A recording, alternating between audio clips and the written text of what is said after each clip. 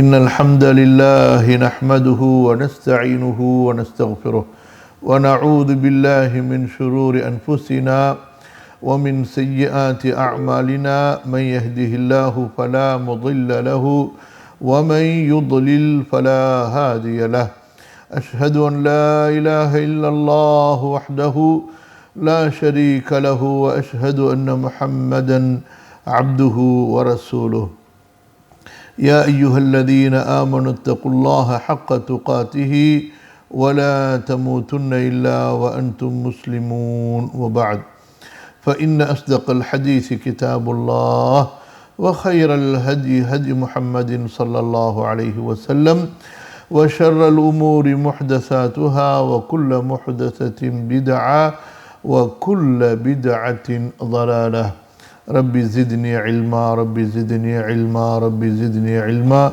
اللهم آتني من لدنك علما وفهما وشرحا لصدري اللهم آتني تفهيما وتعليما اللهم علمني من لدنك علما اللهم اجعلني من العلماء الصالحين الربانيين الربيين الذين أوتوا الحكمة والذين أوتوا العلم من عندك والذين خدموا دينك ونصروه ونشروه ودعوا إليه وجاهدوا في سبيلك حتى أتاهم اليقين اللهم علمني القرآن العظيم والحديث الشريف ومعانيهما وحكمهما ومواعظهما ونصايحهما وعلمني القول البليغ واللسان الفصيح والحكم الرشيد اللهم يسر اللهم يسر اللهم أقول وبك التوفيق கண்ணியத்திற்கும் மதிப்பிற்கும் உரிய அல்லாஹ்வின் அடியார்களே, அன்பிற்குரிய சகோதர சகோதரிகளே, அல்லாஹ்வுடைய அருளால் ரசூலுல்லாஹ் ஸல்லல்லாஹு அலைஹி வஸல்லம்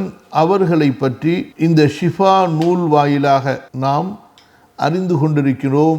அவர்களை பற்றி நாம் கற்றுக்கொண்டிருக்கிறோம். யாரை விட இந்த உலகத்தில் சிறந்தவர் யாரும் இல்லையோ, யாரை அறிவது அல்லாஹுவிடத்தில் நமக்கு நெருக்கத்தை தேடித்தருமோ, யாரை அறிவதால் நம்முடைய உள்ளங்களில் ஈமான் அதிகரிக்குமோ, அல்லாஹுடைய அன்பு அதிகரிக்குமோ, நமக்கு சொர்க்கத்தில் அல்லாஹுவிடத்திலே பதவிகள் கூடுமோ, அத்தகைய ஒரு மகத்தான தூதராகிய அல்லாஹுவின் கண்ணியத்திற்குரிய மிக உயர்ந்த அடியாராகிய நபியாகிய முஹம்மது ஸல்லல்லாஹு அலைஹி வஸல்லம் அவர்களை பற்றி அறிவதற்காக, அவர்களை தெரிந்து கொள்வதற்காக நாம் இந்த வகுப்பிலே ஒன்று கூடியிருக்கிறோம். யாரை புகழ்வதை கொண்டு அல்லாஹு தஆலா மகிழ்ச்சி அடைகிறானோ, யாரை அல்லாஹு தஆலா அவனுடைய வேதத்திலே நினைவு கூர்ந்து சிறப்பிக்கின்றானோ, அத்தகைய ஒரு தூதரை நினைவு கூறுவதற்காக நாம் இந்த இடத்திலே இந்த வகுப்பிலே ஒன்று சேர்ந்திருக்கிறோம். அல்லாஹ் சுப்ஹானஹு வ தஆலா அவனுடைய அன்பின் உணர்வையும் ருசியையும், அவனுடைய தூதருடைய அன்பின் உணர்வையும் ருசியையும் நமக்கும் நம்முடைய சந்ததிகளுக்கும் முஸ்லிம் உம்மாவிற்கும் சுவைக்க வைப்பானாக, உணர வைப்பானாக. ஆமீன். அல்லாஹ்வின் தூதர் ஸல்லல்லாஹு அலைஹி வஸல்லம் தன்மையால், குணத்தால், பண்பால் எப்படிப்பட்டவர்கள் என்பதைத்தான் இந்த நூலுடைய இரண்டாவது பகுதியினுடைய, இந்த நூலுடைய முதல் அத்தியாயத்தினுடைய இரண்டாவது பகுதியினுடைய பிரிவுகளிலே காது இயாத் ரஹிமஹுல்லா பேசி வருகிறார்கள். அல்ஹம்துலில்லாஹ், சென்ற வாரத்திலே ரசூலுல்லாஹி ஸல்லல்லாஹு அலைஹி வஸல்லம் அவர்களுடைய பணிவை பற்றிய பாடத்தை நாம் ஆரம்பித்தோம். உலகத்தில் ஒன்றுமில்லாதவர்கள், ஏழைகள், சமூக மதிப்பற்றவர்கள், வேறு வழியில்லை, அவர்கள் பணிவைத்தான் கடைபிடித்தாக வேண்டும், பணிவாகத்தான் இருந்தாக வேண்டும் என்று ஒரு நிலை இருக்கும்போது, இன்னொரு பக்கம் யாரிடத்திலே செல்வம் இருக்குமோ, யாரிடத்திலே பதவி இருக்குமோ, மக்கள் செல்வாக்கு இருக்குமோ, அவர்களெல்லாம் பெருமை அடிப்பார்கள், தற்பெருமை கொள்வார்கள், கர்வமாக நடப்பார்கள், ஆணவமாக நடப்பார்கள், பிற மக்களை மதிக்கவே மாட்டார்கள். முதல் விஷயம் சொன்ன, ஏழைகள், சமூக அந்தஸ்து, மக்கள் செல்வாக்கு இல்லாதவர்கள் பணிவாகத்தான் இருந்தாக வேண்டும் என்பதால் பணிவாக இருக்கிறார்கள். அல்லது அவர்களுக்கு பெருமையை பற்றி, ஆணவத்தை பற்றி, தற்பெருமையை பற்றி எல்லாம் ஒரு சிந்தனை இல்லை. அவர்கள் பணிவாக இருக்கிறார்கள். இன்னொரு பக்கம் யாரிடத்திலே செல்வம், பணம், துட்டு ஒன்று கூடிவிடுமோ, அதுவும் அந்த துட்டு டாலரிலே இருக்குமேனால், ரியாலிலே இருக்குமேயானால், திர்ஹம் தீனார்களிலே இருக்குமேயானால் சொல்லவே வேண்டியதில்லை. சரி, பதவி, செல்வாக்கு ஒன்று சேர்ந்து விட்டால் அவர்கள் எப்போதுமே பெருமையாகத்தான் இருப்பார்கள். அவர்கள் பிறரை மதிக்க மாட்டார்கள் என்று ஒரு சூழ்நிலை இருக்கும்போது, இன்னொரு பக்கம் அல்லாஹுவின் தூதர் ஸல்லல்லாஹு அலைஹி வஸல்லம் அனுப்பப்பட்ட காலம் எப்படி என்றால், பெருமை பேசுவதே அவர்களுடைய குலத்தொழிலாக இருந்தது. அதாவது மக்களுடைய எளியவர்களை, நலிந்தவர்களை, சமூக பாதுகாப்பு அற்றவர்களை எல்லாம் ஒடுக்குவதும், நசுக்குவதும், அவர்கள் மீது அக்கிரமங்களை கட்டவிழ்த்து விடுவதும் அதுதான் ஒரு ஹேபிட். அதுதான் பணக்காரர்கள், செல்வந்தர்கள், பதவியில் இருப்பவர்களுடைய ஒரு பொழுதுபோக்காக இருந்தது. அடிமைகளை இம்சிப்பது, ஏழைகளை இம்சிப்பது, வருத்துவது, அவர்களுக்கு தொந்தரவு தருவது, அவர்களை மட்டமாக நடத்துவது. மனித சமூகமே இப்படி இருந்தது. உங்களுக்கு தெரியும் ரோமர்கள் எப்படி இருந்தார்கள். அடிமைகளின் மீது விலங்குகளை ஏவிவிட்டு அந்த விலங்குகள் அடிமைகளை குதறி தின்பதை பார்த்து மகிழ்ந்து கொண்டிருந்தார்கள். ஒரு அடிமை இன்னொரு அடிமையை கொன்றுவிட்டு தனது விடுதலையை வாங்கி கொள்ள வேண்டும் என்கிற அந்த விளையாட்டை பார்த்து ரசிப்பவர்களாக இருந்தார்கள். அப்பேற்பட்ட ஒரு அரக்கர்களாக, மூடர்களாக, மூர்க்கர்களாக, குணத்தாலும் சிந்தனையாலும் ஒரு சீர்கெட்ட சமுதாயமாக உலக சமுதாய மக்கள் இருந்து கொண்டிருந்தார்கள். யார் நாகரிகத்தின் தந்தை என்று தங்களை தாங்களே போற்றி கொண்டார்களோ அவர்களுடைய நிலையே இப்படி இருந்தது என்று சொன்னால் மற்றவர்களுடைய நிலையை பற்றி நாம் என்ன சொல்வது? அன்பு சகோதரர்களே, இப்படிப்பட்ட நிலையில்தான் மகா உத்தமர் ஒருவர் பிறந்தார். அல்லாஹுவை, மறுமையை மக்களுக்கு உணர வைத்தார். ஒரு மனிதன் சக மனிதனிடத்திலே எப்படி உறவாட வேண்டும், பழக வேண்டும், பேச வேண்டும், ஒரு மனிதன் இன்னொரு மனிதனை எப்படி மதிக்க வேண்டும், நடத்த வேண்டும் என்பதையெல்லாம் உலக சமுதாயத்திற்கு கற்பித்தார், சொல்லாலும் செயலாலும். ஆரம்பத்தில் அவரை மக்கள் ஏற்றுக்கொள்ளவில்லை. ஒரு சிலர் மட்டுமே ஏற்றுக்கொண்டார்கள். பலர் நிராகரித்தார்கள், புறக்கணித்தார்கள், ஒதுக்கினார்கள், ஓட ஓட விரட்டினார்கள். பிறகு அவர்களுடைய குணத்தால், அவர்களுடைய அழைப்பின் சுத்தத்தால், அவர்களுடைய அழைப்பில் இருந்த அந்த ஒளி விளக்கால், வெளிச்சத்தால் மக்கள் அவர்களை சுற்றி சேர ஆரம்பிக்கின்றார்கள். ஒருவர் பின் ஒருவராக கூட்டம் சேர்ந்து கொண்டே இருக்கிறது. மக்கள் அவர்களை சுற்றி கூடிக்கொண்டே இருக்கிறார்கள். யாரெல்லாம் அந்த நபியை ஈமான் கொண்டார்களோ, அறிந்தார்களோ, நபியின் சமூகத்திற்கு வந்தார்களோ, அந்த நபியின் மீது தனது உயிரையே மாய்த்து கொள்வதற்கு, அந்த நபிக்காக தன்னையும் தனது ஆசைகளையும் தனது குடும்பங்களையும் அப்படியே அர்ப்பணிப்பதற்கு தயாராகிவிட்டார்கள். ஃபிதா கபி வ உம்மி, எனது தாயும் தந்தையும் உங்களுக்கு அர்ப்பணமாகட்டும் என்கிற அளவுக்கு மக்கள் செல்வாக்கை, மக்கள் நேசத்தை, மக்களுடைய மதிப்பை பெற்றார்கள். மக்களை அடக்கி, ஒடுக்கி, மிரட்டி, அவர்கள் மீது தனது முரட்டு சுபாவத்தால் ஆதிக்கத்தை நிலைநாட்டவில்லை. அன்பால், பண்பால், பாசத்தால், நற்குணத்தால் மக்களுடைய உள்ளங்களின் மீது அவர்கள் ஆட்சி செய்தார்கள். இப்பேற்பட்ட மக்கள் செல்வாக்கு கிடைத்ததற்கு பிறகு தன்னுடைய கண் அசைவால் தங்களது தோழர்கள் எதையும் செய்வார்கள். அப்படிப்பட்ட ஒரு மனநிலையில் ஒரு பெரும் கூட்டத்தை உருவாக்கி அந்த கூட்டத்துக்கு மத்தியிலே முடிசூடாத மன்னனாக, அவர்கள் முடிசூடாத மன்னராக, மன்னர் என்றுதான் அறிவிக்கப்படவில்லை, ஆனால் ஒரு மன்னரை விட கண்ணியப்படுத்தப்பட்டார்கள். பெரிய அரசன் என்று சொல்லப்படவில்லை, ஆனால் ஒரு அரசனை விட அவர்களுக்கு மரியாதை செலுத்தப்பட்டது. அப்படிப்பட்ட ஒரு நபி இந்த உச்சக்கட்டமான காலகட்டத்திலே பணிவாக, அடக்கமாக இருந்தார்கள் என்றால் அதுதான் உண்மையான பணிவு, அதுதான் உண்மையான அடக்கம். அல்லாஹு தஆலா அப்பேற்பட்ட ஒரு உயர்ந்த ஒரு தரத்திலே அல்லாஹு தஆலா அவர்களை வைத்தான். அல்லாஹுடைய தூதர் ஸல்லல்லாஹு அலைஹி வஸல்லம் அவர்களுடைய இத்தகைய உயர்ந்த இந்த பணிவு என்ற குணத்தை பற்றி தான் இமாம் அவர்கள் இந்த பிரிவிலே பேசி வருகின்றார்கள். சென்ற அமர்விலே அல்ஹம்துலில்லாஹ் ஓரளவுக்கு நாம் பார்த்தோம். இன்று இந்த பிரிவிலே மீதம் இருக்கக்கூடிய பல செய்திகளை நாம் பார்க்க இருக்கின்றோம். சென்ற அமர்வில் இறுதியாக நாம் பார்த்தது என்ன? அல்லாஹ்வின் தூதர் ஸல்லல்லாஹு அலைஹி வஸல்லம் தங்களுக்கு கிடைக்கக்கூடிய வாகனம் எவ்வளவு ஒரு சாதாரணமான வாகனமாக இருந்தாலும் அதிலும் அவர்கள் பயணிப்பார்கள்.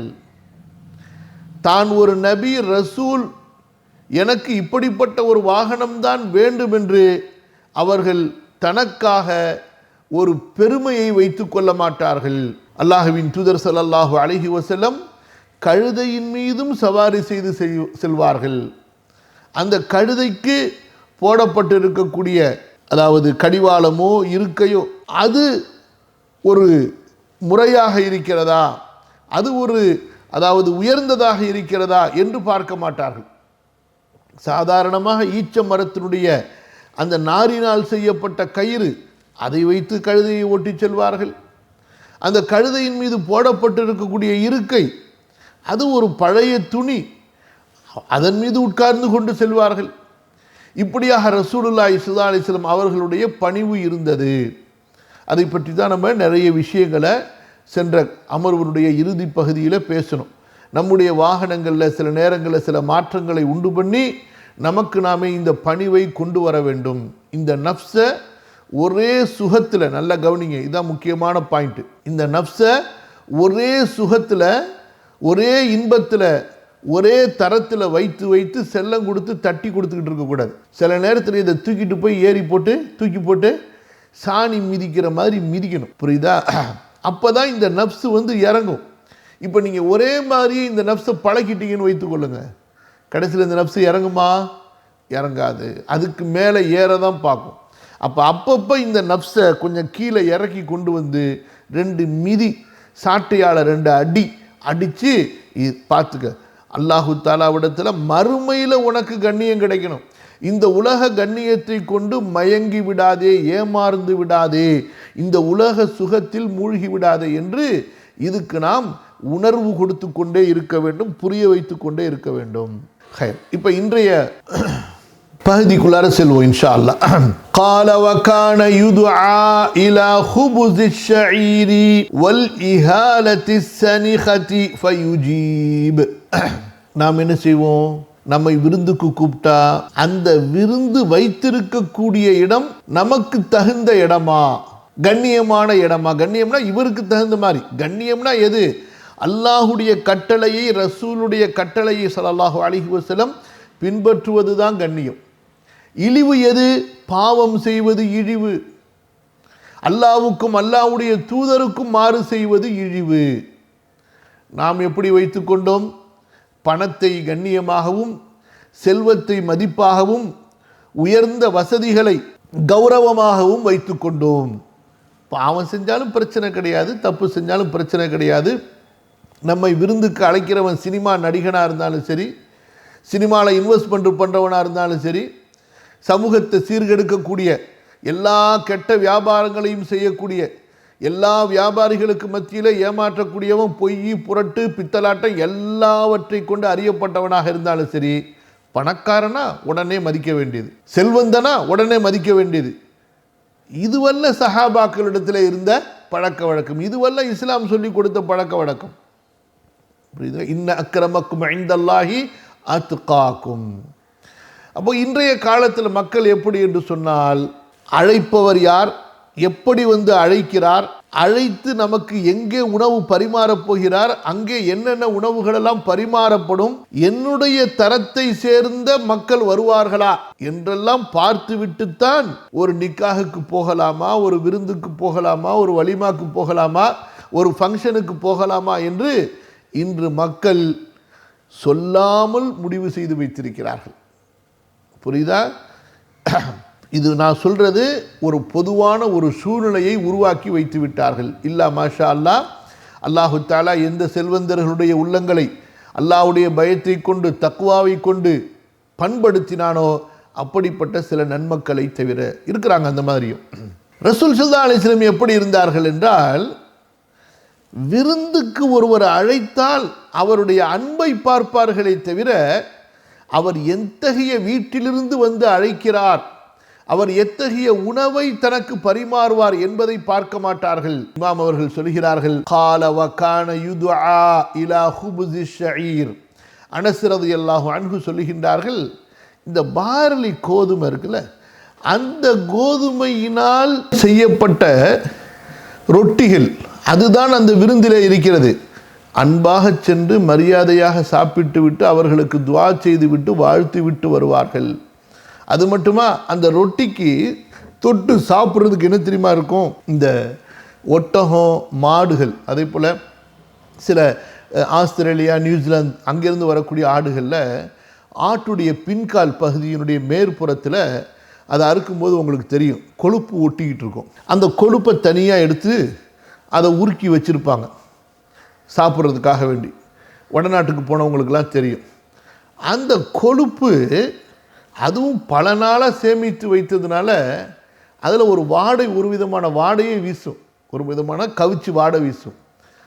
இந்த ரொட்டிக்கு தொட்டுக்க அந்த உருக்கப்பட்ட அந்த கொழுப்பு தான் இருக்கும். ரசூல் ஸல்லல்லாஹு அலைஹி வஸல்லம் அப்படிப்பட்ட ஒரு உணவையும் அல்லாஹ்வுக்கு நன்றி செலுத்தி அன்போடு சாப்பிட்டு விட்டு வருவார்கள். யோசிச்சு பாருங்கள், மகத்தான ஒரு தூதருக்கு கொடுக்கப்படக்கூடிய ஒரு விருந்து எவ்வளவு சாதாரணமான விருந்து. இப்படிப்பட்ட ஒரு உணவை அவர் கொடுக்கிறார் என்றால் அவர் எவ்வளவு ஒரு வறியவராக, ஒரு ஏழையாக இருந்திருப்பார்.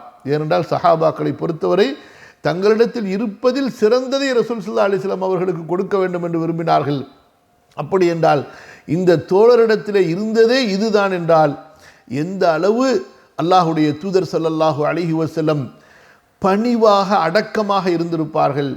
தான் ஒரு தூதர், நபி என்ற ஒரு துளி, ஒரு சின்ன ஒரு கடுகளவு கூட ஒரு தற்பெருமை அல்லாஹுடைய தூதர் ஸல்லல்லாஹு அலைஹி வஸல்லம் அவர்களிடத்தில் இருந்ததில்லை. அடுத்து ஒரு செய்தி சொல்றாங்க, யா அர்ஹமர் ராஹிமீன் யா ரப்ப قال وحج صلى الله عليه وسلم على رحل رث. நாமும் ஹஜ்ஜுக்கு போகிறோம். நம்முடைய ஹஜ்ஜு எப்படி இருக்குது, அதற்கான ஏற்பாடு எப்படி இருக்குது. ஒரு சின்ன உம்ராவுக்கு போகிறதா இருந்தால் கூட அதுக்கு ஷாப்பிங் என்ன, அதுக்காக வேண்டி ஏற்பாடு, அதுக்காக வேண்டி திட்டம், அதுக்காக வேண்டி எல்லா விதமான. அங்கே போய் என்ன செய்ய போகிறோம், அல்லாஹ்வுடைய அன்புல காபத்துல்லால கிடக்க போகிறோம். என்னம்மா, அதுக்கு மூட்டை முடிச்சு சுப்ஹானல்லாஹி ரப்பில் ஆலமீன் நம்ம அப்படி பழகிட்டோம். அதனால தான் இந்த சொகுசை பழகக்கூடாது, தூக்கி போட்டு நப்சை போட்டு மிதிக்கணும்னு சொல்கிறது எதுக்காக வேண்டி, இந்த சொகுசை பழகணும்னு வைத்துக்கொள்ளுங்களேன். அது பெரிய கஷ்டம். நான் என் ஃப்ரெண்டோட ஒரு தடவை ஹஜ்ஜுக்கு போயிருந்தேன், ஹஜ்ஜுக்கு உம்ராக்கு. 2 பேரும் ஒரே ரூமில் தங்கினா 2 பெட்டியை கொண்டு வந்திருந்தார். பிரித்து அந்த ஹோட்டலில் உள்ள டேபிள் ஃபுல்லாக சாமான் அடிக்கிட்டாப்புல. ஹோட்டலில் உள்ள ஒன்று ஒன்றா இதுக்கு அது, அதுக்கு இது, ஒன்றுக்கோ பார்த்தா என்ன ஒரு தர்த்தீபாக இருக்கணும்ல. மாஷா அல்லாஹ். நான் என்ன சொல்கிறேன், இந்த அளவு தர்த்தீபு நமக்கு இபாதத்தில் இருக்கிறதா, வணக்க வழிபாட்டில் இருக்கிறதா? இந்த அளவு தர்த்தீபாக மார்க்கத்தை படித்து வைத்திருக்கிறோமா? அதிலெல்லாம் இருந்துட்டு இதுலேயும் இருக்கிறோம் என்றால் சரி அனுபவிச்சுக்கன்னு அல்லாஹ் விட்டுருவான். இதில் எங்கள் மார்க் விஷயத்தில் 0ல் இருக்கிறோம், ஆனால் துன்யா விஷயத்தில் 100ல் இருக்கிறோம்னா நாளைக்கு அல்லாஹ் கேள்வி கேட்டால் எப்படி இருக்கும் யோசிச்சு பாருங்கள். சுப்ஹானல்லாஹ். அதனால தான் முன்னோர்கள் சொல்வார்கள், சான்றோர் சலஃபுகள் சொல்வார்கள், நிஅமத்து குறைவாக இருந்தாலும் அல்ஹம்துலில்லாஹ் சொல்லிட்டு போயிடுங்க. ஏன்னா நீங்கள் அல்லாஹ்விடத்தில் நிஅமத்தை அதிகமாக எதிர்பார்த்தீங்க, அல்லாஹ் உங்களுக்கு அதிகமாக கொடுக்க ஆரம்பித்து விட்டால் நாளைக்கு மறுமையில் அல்லாஹு தஆலா உங்களிடத்தில் அமல்களையும் அதே போன்று அதிகமாக எதிர்பார்ப்பான், அதிகமாக அல்லாஹு தஆலா கேள்வி கேட்பான் என்று. சும்மல துஸ்அலுன்ன யௌமஇதின் அனின் நஈம். சரி, இப்போ ரசூல் ஸல்லல்லாஹு அலைஹி வஸல்லம் ஹஜ்ஜுக்கு போவோம். அதனால் ஹஜ்ஜு உம்ராக்கு யாராவது சாமான் வாங்கி வச்சுருந்தீங்கன்னா விட்டுட்டு போயிடாதீங்க, எடுத்துகிட்டு போயிடுங்க. என்ன கால ஸல்லல்லாஹு அலைஹி வஸல்லம். சரி, கால அனஸ் ரலியல்லாஹு அன்ஹு வ ஹஜ்ஜ ஸல்லல்லாஹு அலைஹி வஸல்லம் அலா ரஹ்லின் ரஸ்ஸின். ரசூல் ஸல்லல்லாஹு அலைஹி வஸல்லம் போன ஒட்டகம் இருக்குல்ல, அது எப்படி தெரியுமா இருக்கும், அலா ரஹ்லின் ரஸ்ஸின். அந்த ஒட்டகத்துக்கு மேலே இவ்வளவு தூரம் மதீனாவிலிருந்து மக்கா போகிறோமே, 450 கிலோமீட்டர். என்ன, அந்த ஒட்டகத்தின் மீது போடப்பட்ட அந்த இருக்கை துணி இருக்கிறதல்லவா, அது பழையதாக இருந்தது. இவ்வளவு தூரம் போகிறோம், அங்கிருந்து இத்தனை இடங்களுக்கு போகணும், திரும்பி வரணும். அப்போ அதுக்கென்று புதிதாக ஒரு பெட்டி செய்தோ அல்லது அதற்கென்று புதிதாக அந்த பெட்டியில் விரிக்கப்படக்கூடிய துணியை ரசூல் ஸல்லல்லாஹு அலைஹி வஸல்லம் ஏற்படுத்தி கொள்ளவில்லை. அன்றாடம் பயன்படுத்தி கொண்டிருந்த பழையதாக இருக்கக்கூடிய பிய்ந்து போன அந்த இருக்கையைத்தான் ரசூல் ஸல்லல்லாஹு அலைஹி வஸல்லம் தங்களது ஒட்டகத்தின் மீது பயன்படுத்தி அதில் தான் ரசூல் ஸல்லல்லாஹு அலைஹி வஸல்லம் ஹஜ்ஜு செய்தார்கள். இன்றைக்கு ஹஜ்ஜுக்கு போகிறதுக்கு தனியாக ட்ரெஸ்ஸு. அது மட்டுமல்ல, அறிவாளிங்க பாருங்கள், மதினால போய் வெள்ளை சட்டையாக போடணும், வெள்ளை கைலி உடுத்தணும், அதுக்கு தனியாக ட்ரெஸ்ஸு. யார் ரஹ்மர் ரஹீம். நம்ம அன்பை எப்படி வெளிப்படுத்துகிறோம்? சஹாபாக்கள் தாபிஈன்கள் எப்படி அன்பை வெளிப்படுத்தினார்கள்? நம்ம எப்படின்னா இந்த மாதிரி இல்லை, பகட்டு விஷயங்கள், இந்த மாதிரி காசு பணத்தை அப்படி செலவழிச்சிட்டு அன்பை வெளிப்படுத்துறது. அதுவா? உள்ளத்திலிருந்து கல்வியிலிருந்து அமல்கள் மூலமாக வெளியேற வேண்டும். அடுத்து வாங்க, வஅலைஹி கதீஃபத்துன் மா துசாவி அர்பஅத தராஹிம். அல்லாஹ்வுடைய தூதர் ஸல்லல்லாஹு அலைஹி வஸல்லம் அவர்கள் தங்கள் மீது அணிந்திருந்த ஆடை, போர்வை இருக்கிறது அல்லவா, அது 4 திர்ஹத்திற்கு கூட மதிப்பு இருக்காது. அந்த அளவு சாதாரணமான ஆடையைத்தான் ரசூல் ஸல்லல்லாஹு அலைஹி வஸல்லம் கொண்டு சென்றார்கள். 4 திர்ஹம் என்று சொன்னால் இன்னைக்கு ஒரு திர்ஹம் 25 ரூபான்னு வச்சுக்கோங்க, புரியுதா? மொத்தம் எவ்வளவு? 100 ரூபா, அவ்வளோ. ரசூல் ஸல்லல்லாஹு அலைஹி வஸல்லமுடைய ஆடையினுடைய, ஹஜ்ஜுக்கு கொண்டு போன ஆடையினுடைய அந்த அளவுங்க. இப்படிப்பட்ட நிலையில் அல்லாஹ்வுடைய தூதர் ஸல்லல்லாஹு அலைஹி வஸல்லம் ஹஜ்ஜுக்கு தல்பியா செய்யும்போது, தல்பியா சொல்லும்போது சொன்னார்கள், அல்லாஹும்ம ஜஅல்ஹு ஹஜ்ஜா லா ரியா ஃபீஹி வலா சும்ஆ. யா அல்லாஹ், என்னுடைய இந்த ஹஜ்ஜை பகட்டுகள் இல்லாத, விளம்பரங்கள் இல்லாத, எளிமையான, முகஸ்துதிகள் இல்லாத இஹ்லாஸான ஹஜ்ஜாக ஆக்கிவை. இவ்வளவு எளிமையாக செய்து கொண்டு சொன்னார்கள், யா அல்லாஹ், இதை ஹஜ்ஜாக ஆக்கு. எப்படிப்பட்ட ஹஜ்ஜு? இதில் முகஸ்துதி இருக்கக்கூடாது, வலா சும்ஆ, பெயர் புகழை ஆடம்பரத்தை விரும்புவது இருக்கக்கூடாது. அப்படிப்பட்ட ஹஜ்ஜாக எனக்கு ஆக்கிக்கொடு என்று துஆ செய்தார்கள். இது ஒரு பக்கம். ஆனால் அதனால அவங்களிடத்தில் காசு, பணம், செல்வம், வசதி இல்லாமலையா இருந்தது? சொல்கிறார்கள் இமாம் அவர்கள், ஹாதா வகது ஃபுத்திஹத் அலைஹில் அர்து. ஹஜ்ஜுக்கு ரசூல் ஸல்லல்லாஹு அலைஹி வஸல்லம் எந்த வருஷத்தில் போனாங்க? எந்த வருஷம் போனாங்க? முடிஞ்சு போச்சு கதை. ஆமாம், அவங்களுடைய மதீனாவுடைய வாழ்க்கையில் கடைசியில் 9வது ஆண்டு மக்கா வெற்றி கொள்ளப்படுகிறது, 8வது ஆண்டு. அதற்கு பிறகு அபூபக்கர் ரலியல்லாஹு அன்ஹு ஹஜ்ஜுக்கு செல்கிறார்கள். அதற்கு பிறகு கடைசியாக ரசூல் ஸல்லல்லாஹு அலைஹி வஸல்லமுடைய மௌத்துக்கு முன்னாடி, அதுக்கப்புறம் வர்றாங்க, துல் ஹஜ் முடியுது, அப்புறம் முஹர்ரம், சஃபர், ரசூல் ஸல்லல்லாஹு அலைஹி வஸல்லம் வஃபாத் ஆயிடுறாங்க. கடைசி 9வது ஆண்டு முடிஞ்சு அடுத்து 10வது ஆண்டு. இப்போ ரசூல் ஸல்லல்லாஹு அலைஹி வஸல்லம் இந்த காலத்தில் தான் ஹஜ்ஜுக்கு வர்றாங்க. எந்த காலத்தில்? கடைசி காலத்தில். இது நபித்துவத்தினுடைய ஆரம்ப காலம் அல்ல, மதீனாவுடைய ஆரம்ப காலம் அல்ல. அல்லாஹுடைய தூதர் ஸல்லல்லாஹு அலைஹி வஸல்லம் அவர்களுக்கு அரபிய தீபகற்பத்திலே கண்ணு கெட்டிய தூரம் அல்லாஹு தஆலா வெற்றியை கொடுத்து விட்டான். இந்த பக்கம் ஹைபர், இந்த பக்கம் தபூக்கு, இந்த பக்கம் மக்கா, இந்த பக்கம் அரபிய தீபகற்பத்தினுடைய நஜ்து பகுதிகள் வரை, இப்படி ஜசீரத்துல் அரபுனுடைய பெரும் பகுதி அல்லாஹுடைய தூதர் ஸல்லல்லாஹு அலைஹி வஸல்லம் அவர்களால் வெற்றி கொள்ளப்பட்டு அந்த செல்வங்கள் எல்லாம் மதீனாவிலே குவிக்கப்பட்டிருந்த நிலையில் அல்லாஹுடைய தூதர் ஸல்லல்லாஹு அலைஹி வஸல்லம் இவ்வளவு எளிமையாக ஹஜ் செய்தார்கள். அது மட்டுமா, வஅஹ்தா ஃபீ ஹஜ்ஜிஹி ذلك 100 பதனத்தின். தான் ஒருவர் மட்டும் அந்த ஹஜ்ஜிலே 100 ஒட்டகைகளை குர்பானி கொடுத்தார்கள். அல்லாஹ் அக்பர். அந்த அளவு வசதியை அல்லாஹு தஆலா அவர்களுக்கு கொடுத்திருந்தும் அவர்களுடைய ஆடையும் அவர்களுடைய வாகனமும் அந்த வாகனத்தில் போடப்பட்டிருந்த இருக்கையும் அவ்வளவு எளிமையாக இருந்தது. ஆக எங்கே செலவு செய்ய வேண்டுமோ அங்கே செலவு செய்தார்கள். எதில் செலவு செய்வது அல்லாஹ்விற்கு விருப்பமோ அதில் அல்லாஹ்வுடைய தூதர் ஸல்லல்லாஹு அலைஹி வஸல்லம் செலவு செய்தார்கள். குர்பானி அல்லாஹ்வுக்கு மிக பிரியமானது. ஹஜ்ஜுடைய அமல்களிலேயே 2 அமல்கள் அல்லாஹ்விற்கு மிக மிக பிரியமானது. ஒன்று தல்பியா ஓதுவது, 2வது குர்பானி கொடுப்பது. நாமோ தல்பியா ஓதுவதிலும் பலவீனமானவர்கள், குர்பானி கொடுப்பதிலையும் ஒரு ஆட்டை கொடுத்துட்டு அதுவே பெருசு என்று நினைக்கக்கூடிய ஒரு நிலையில் இருக்கிறோம். யாருக்கு எவ்வளோ வசதி முடியுதோ அந்த அளவு அதிகமான எண்ணிக்கையில் கொடுப்பது விரும்பத்தக்க ஒரு அமல். வலம்மா ஃபுத்திஹத் அலைஹி மக்கா வதகலஹா பிஜுயூஷில் முஸ்லிமீன். அல்லாஹ்வின் தூதர் ஸல்லல்லாஹு அலைஹி வஸல்லம் வெற்றியாளராக, அதுவும் மகத்தான வெற்றி பெற்ற வெற்றியாளராக மக்காவிற்குள் நுழைகிறார்கள். முஸ்லிம்களுடைய படைபலத்தோடு நுழைகிறார்கள். ஒரு மன்னராகவோ ஒரு அதிகாரியாகவோ ஒரு தளபதியாகவோ இருந்திருந்தால் எப்படி நடந்திருப்பார்கள், எப்படி அவர்கள் செயல்பட்டு இருப்பார்கள். ஆனால் அல்லாஹ்வின் தூதர் ஸல்லல்லாஹு அலைஹி வஸல்லம் அவர்களோ அலா ரஹ்லிஹி ரஸஹு, ஒட்டகத்தின் மீது, ஒட்டகத்தினுடைய அந்த திமில் மீது போடப்பட்டிருந்த இருக்கையின் மீது அல்லாஹ்வின் தூதர் ஸல்லல்லாஹு அலைஹி வஸல்லம் அமர்ந்திருந்தார்கள். தங்களது தலையை தாழ்த்தினார்கள். தங்களுடைய ஒட்டகத்தினுடைய அந்த இருக்கையின் மீது அந்த தலை தொடுகின்ற அளவுக்கு அவ்வளவு அவர்கள் பணிந்தவர்களாக, அதாவது ஒரு சுஜூது செஞ்சா, ருக்கு செஞ்சா ஒரு எந்த நிலைமையில் இருப்பாங்களோ அந்த மாதிரி தலையை தாழ்த்தி கொண்டு அவர்கள் மக்காவிற்குள் நுழைந்தார்கள். அதாவது ஒரு வெற்றியாளனாக, பெருமை பிடித்தவனாக இல்லாமல் அல்லாஹ்விற்கு நன்றி செலுத்தியவர்களாக உள்ளே நுழைந்தார்கள்.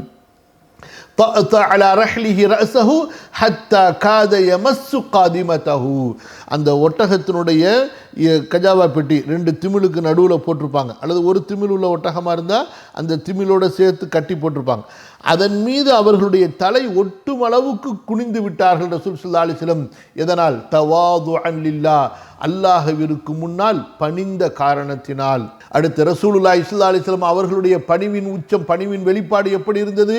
சொல்வார்கள், லா துஃபத்திலூனி அலா யூனுஸ் இப்னி மத்தா. அல்லாஹ் தஆலா யூனுஸ் அலைஹிஸ்ஸலாம் அவர்களை அல் குர்ஆன்ல பல இடங்களில் சொல்லி காட்டுறான். அதில் சில இடங்களில் அவர்களை கண்டித்தும் அல்லாஹ் தஆலா சொல்லி காட்டுகின்றான்.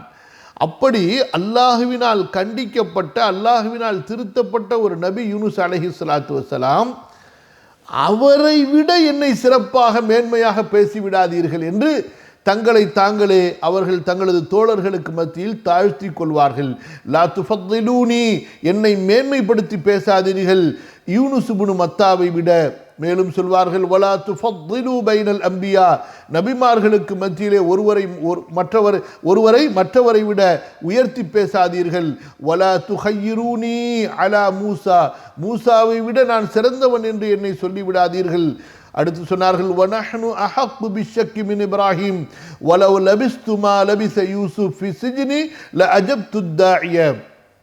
எந்த அளவு முந்திய நபிமார்களை உயர்த்தியும் தன்னை தாழ்த்தியும் சொன்னார்கள் என்றால், இப்ராஹிம் அலைஹிஸ்ஸலாத்து வஸ்ஸலாம் அல்லாஹ்விடத்தில் பேசுகிறாங்க, யா அல்லாஹ், எனக்கு இந்த அரினி கைஃப துஹியில் மௌத்தா, இறந்தவர்களை நீ எப்படி உயிர்ப்பிப்பாய் என்பதை நீ காண்பித்து கொடு. அல்லாஹ் கேட்பான், இப்ராஹிம் உங்களுக்கு என்ன, அவலம் துமின், உங்களுக்கு இது மேலே நம்பிக்கை இல்லையா? கால பலா வலாக்கில் யத்மஇன்ன கல்பி, யா அல்லாஹ், எனக்கு நம்பிக்கை இருக்கு, உள்ளத்தில் ஒரு திருப்தி ஏற்பட வேண்டும் என்பதற்காக. அப்போ சொல்கிறார்கள் ரசூலுல்லாஹி ஸல்லல்லாஹு அலைஹி வஸல்லம், இது இப்ராஹிம் அலைஹிஸ்ஸலாம் அவர்கள் புறத்திலிருந்து சந்தேகம் இல்லை, இது ஒரு சந்தேகமாக இருக்குமேனால் இப்ராஹீமை விட இதில் சந்தேகப்படுவதற்கு நான் தகுதியானவன், நாங்கள் தகுதியானவர்கள். புரியுதா? அப்போ அதாவது இப்ராஹிம் அலைஹிஸ்ஸலாம் அவர்களை விட தான் உயர்ந்தவர் இல்லை, இப்ராஹிம் அலைஹிஸ்ஸலாத்து வஸ்ஸலாம் அவர்களை விட சந்தேகத்திற்கு நானே தகுதியானவன். அதாவது தன்னுடைய ஈமானை இப்ராஹிம் நபியுடைய ஈமானை விட குறைத்து சொல்கிறார்கள். அது மட்டுமா, பொறுமை, சபுர். யூசுப் அலைஹிஸ்ஸலாத்து வஸ்ஸலாம் சிறையில் இருக்கிறாங்க 7 வருஷம், அதுக்கப்புறம் 8 வருஷம், 3 வருஷம் எக்ஸ்ட்ரா, இவ்வளவு காலம் கழித்து, அதுவும் ஃபிரௌனுடைய எகிப்தினுடைய சிறை எப்படி மோசமான சிறையாக இருந்திருக்கும். இந்த நேரத்தில் அவர் வந்து கேட்கிறார், கனவுக்கு விளக்கம் சொல்லணும், மன்னர் கூப்பிடுறாரு வாங்கன்னு சொல்லி. அப்போ யூசுப் அலைஹிஸ்ஸலாத்து வஸ்ஸலாம், அதெல்லாம் இருக்கட்டும், முதல்ல நான் ஒழுக்கமானவன் என்பதை மக்கள் அறியட்டும், அதுக்கப்புறமா நான் வெளியே வர்றதை பற்றி நான் முடிவு செய்கிறேன் என்பதாக அழைத்து வந்தவரை திருப்பி அனுப்பிவிட்டார்கள் யூசுப் அலைஹிஸ்ஸலாத்து வஸ்ஸலாம். ரசூல் ஸல்லல்லாஹு அலைஹி வஸல்லம் சொல்கிறாங்க, நான் மட்டும் அந்த இடத்தில் இருந்திருந்தால் அழைப்பவர் அழைத்து வந்தவுடனேயே நான் அவரோட சேர்ந்து போயிருப்பேன். அதாவது என்ன சொல்ல வருகிறார்கள், யூசுப் நபியிடத்தில் இருந்த அந்த சகிப்பு, பொறுமை அளவுக்கு நான் பொறுத்திருக்க மாட்டேன் என்று யூசுப் அலைஹிஸ்ஸலாம் அவர்களை தன்னை விட உயர்வாக ரசூலுல்லாஹி ஸல்லல்லாஹு அலைஹி வஸல்லம் பேசுகிறார்கள். அதாவது எல்லா நபிமார்களை விட இவர் உயர்ந்தவர் இல்லை, எல்லா நபிமார்களை விட இவர்கள் உயர்ந்தவர்கள், எல்லா நபிமார்களுக்கெல்லாம் இவர்கள் இமாம்கள். அப்படிப்பட்ட நிலையில் தன்னை விட, அதாவது அல்லாஹ்விடத்திலே தகுதியால் குறைந்த நபிமார்களை எல்லாம் தன்னை விட சிறந்த நபிமார்களாக தங்களது தோழர்களுக்கு படித்து கொடுக்கின்றார்கள் என்றால் எவ்வளவு பொறுமையும் எவ்வளவு தன்னடக்கமும் ரசூல் ஸல்லல்லாஹு அலைஹி வஸல்லம் அவர்களிடத்தில் இருந்திருக்கும். வகால லில்லதி கால லஹு யா கைரல் பரியத்தி ذلك இப்ராஹிம். ஒருவர் வராரு, அல்லாஹ்வுடைய தூதரே, மக்களில் சிறந்தவரே அப்படின்னு சொல்லி. ரசூல் ஸல்லல்லாஹு அலைஹி வஸல்லம் சொன்னாங்க, எப்பா இந்த பேர் எனக்கு தகுதியானது கிடையாது, இந்த பேர் இப்ராஹிம் அலைஹிஸ்ஸலாம் அவங்களுக்கு தகுதியானது என்று சொல்கிறார்கள். நாம் எப்படி நம்மை யாராவது புகழ மாட்டார்களா என்று அலைந்து கொண்டிருக்கிறோம், தேடிக்கொண்டிருக்கிறோம். அல்ல, நம்மை யாராவது புகழ்ந்தால் நமக்கு ஒரு பெரிய பெருமை, அது ஒரு பெரிய ஒரு மனசுக்கு நப்சுக்கு சுகமா இருக்குது. புரியுதா? அல்லாஹ் பாதுகாக்கணும். ரசூல் ஸல்லல்லாஹு அலைஹி வஸல்லம் என்ன சொன்னார்கள்? யாராவது உங்களை முகத்துக்கு முன்னாடி புகழ்வார்களே ஆனால் அவர்களது முகத்திலே மண்ணை அள்ளி போடுங்கள் என்று. அதிகபட்சமாக நான் அவரை இப்படி இப்படி நினைக்கிறேன், அல்லாஹ் அவரைக்கு போதுமானவன், இப்படித்தான் நாம் சொல்ல வேண்டுமே தவிர வானலாவ உயர்த்தி புகழ்வதோ ஒருவரை வரம்பு மீறி அவரிடத்தில் இல்லாததை கொண்டு தூக்கி பேசுவதோ நமக்கு தகுந்ததல்ல, அனுமதிக்கப்பட்டதல்ல. அடுத்து ஆயிஷா ரலியல்லாஹு அன்ஹா, அதுபோன்று அபு சயீத் அல் குத்ரி ரலியல்லாஹு அன்ஹு, அதுபோன்று ஹசன் பஸ்ரி ரஹ்மத்துல்லாஹி அலைஹி, இன்னும் பல மார்க்க அறிஞர்கள், சஹாபாக்கள், தாபிஈன்கள் ரசூலுல்லாஹி ஸல்லல்லாஹு அலைஹி வஸல்லம் அவர்களுடைய தனிப்பட்ட குணாதிசயங்களை பற்றி விவரிக்கும் போது அவர்கள் சொல்கிறார்கள், அல்லாஹ்வுடைய தூதர் ஸல்லல்லாஹு அலைஹி வஸல்லம் எந்த அளவு பணிவுடையவர்கள், தன்னடக்கமுடையவர்கள், மக்களோடு மக்களாக இருப்பவர்கள் என்றால், கான ஃபி பைத்திஹி ஃபி மிஹ்னத்தி அஹ்லிஹி. ரசூல் ஸல்லல்லாஹு அலைஹி வஸல்லம் வீட்டிலே இருந்தால் தங்களுடைய குடும்பத்தார்களோடு சேர்ந்து அவர்கள் செய்யக்கூடிய வேலைகளை செய்து கொண்டிருப்பார்கள். எப்படி? எஃப்லி சௌபஹு, கிழிந்து விட்ட தன்னுடைய ஆடைக்கு அவர்களே ஒட்டு போடுவார்கள். வயஹ்லிபு ஷாத்தஹு, தன்னுடைய வீட்டில் இருக்கக்கூடிய ஆட்டின் பாலை கறந்து கொண்டு வந்து அவர்கள் தங்களது குடும்பத்தார்களுக்கு கொடுப்பார்கள். வயர்கஉ சௌபஹு, தன்னுடைய ஆடைகளுக்கு ஒட்டு போடுவார்கள், தன்னுடைய ஆடையை சுத்தம் செய்து கொள்வார்கள், கழுவி கொள்வார்கள். வயக்ஸிஃபு நஅலஹு, தன்னுடைய காலணி பீந்து விட்டால் தானே தைத்து கொள்வார்கள்.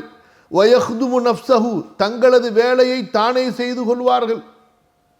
வயஅலிஃபு நாதிஹஹு, தங்களது வீட்டில் இருக்கக்கூடிய ஒட்டகங்களுக்கு அவர்களே உணவு வைப்பார்கள்.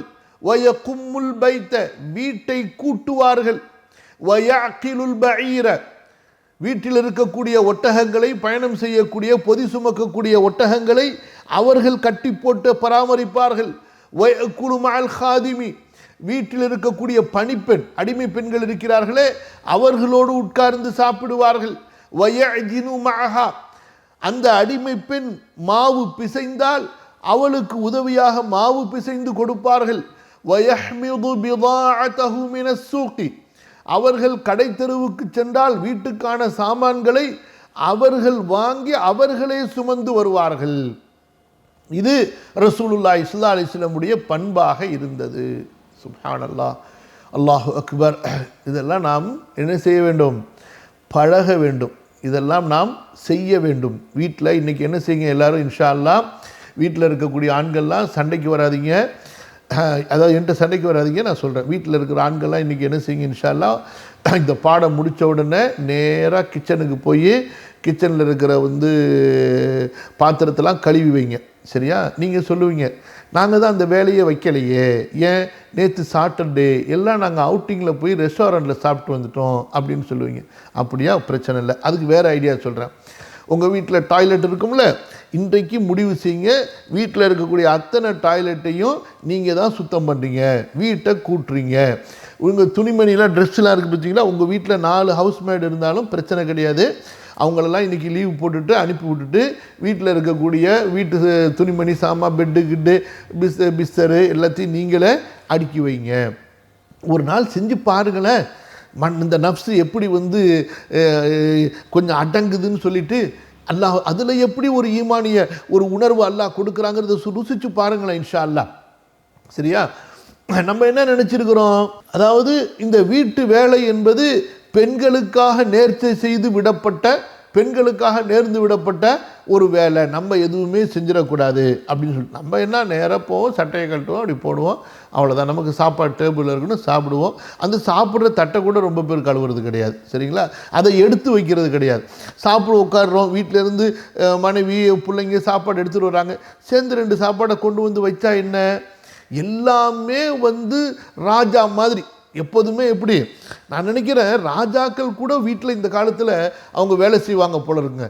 ஆனால் நம்ம என்ன செய்கிறோம், அந்த மாதிரி நம்மளை ஆக்கிக்கொள்கிறோம். எந்த வகையிலையுமே நம்ம கொஞ்சம் இறங்கி வர்றதுக்கே நம்ம யோசிக்கிறதே கிடையாது. யார் ஹமர் ராஹிமீன். அதனால் இன்றைக்கி இன்ஷா அல்லாஹ் இந்த பாடம் முடித்த உடனே நீங்கள் என்ன செய்கிறீங்க அப்படின்னு சொல்லிட்டு உங்களுக்கும் அல்லாஹ்வுக்கு இடையில் ஒரு பரீட்சை நான் சொல்லிட்டேன், என்னென்ன செய்யணும்னு சொல்லிட்டு செஞ்சு பாருங்கள். புரியுதுங்களா? அல்லாஹுமே சரி, இது ஏற்கனவே செய்கிறவங்களா இருந்தால் அல்ஹம்துலில்லாஹி ரப்பில் ஆலமீன், அதை இன்றைக்கி செய்யுங்க. அல்லாஹு தஆலா பரக்கத் செய்வோம். நம்ம நஃப்ஸை நம்ம பழக்கிக்கிட்டே இருக்கணும். அதை விடக்கூடாது, அது ஏறுறதுக்கு விடக்கூடாது. அதை தூக்கி போட்டு மிதித்து மிதித்து மிதித்து தட்டி தட்டி வச்சுக்கிட்டே இருக்கணும். அப்போ தான் ஆகிரத்தில் அதுக்கு கண்ணியம். ஆக அல்லாஹ்வுடைய தூதர் ஸல்லல்லாஹு அலைஹி வஸல்லம் தங்களது வீட்டில் குடும்பத்தார்களோடு சேர்ந்து வேலை செய்வார்கள். தங்களது ஆடையை அவர்களே சுத்தம் செய்வார்கள். தங்களது ஆட்டினுடைய பாலை கறந்து கொடுப்பார்கள். தங்களது ஆடைகள் கிழிந்து விட்டால் அதற்கு ஒட்டு போடுவார்கள். தங்களது செருப்பை அவர்களே தைத்து கொள்வார்கள். தங்களது வேலைகளை தாங்களே செய்து கொள்வார்கள். ஒட்டகத்திற்கு உணவு தீனி வைப்பார்கள். வீட்டை கூட்டுவார்கள். எக்கும்முல் பைத், வீட்டை கூட்டுவாங்க. தொடப்பத்தை எடுத்து வீட்டை கூட்டுங்க. அப்போ தெரியும் இந்த நஃப்ஸில் இப்லீஸ் உட்கார்ந்துருக்கிறானா அல்லது இந்த நஃப்ஸில் மலக்குகளுடைய தன்மை இருக்கான்னு சொல்லிட்டு. அந்த பெருமை அந்த தொடப்பத்தை கையில் எடுக்கும்போது நஃப்ஸுக்கு கஷ்டமாக இருக்குன்னா அப்போ உன் நஃப்ஸுக்குள்ளார இப்லீஸ் உட்காந்துருக்கிறான். யார் உட்காந்துருக்கான்?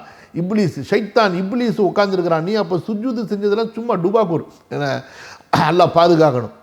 அந்த தொடப்பத்தை எடுத்து கூட்டும் பொழுது நம்ம மனைவிலாம் பார்த்துக்கிட்டு இருக்கிறாங்க, பிள்ளைங்கள்லாம் பார்க்குறாங்க.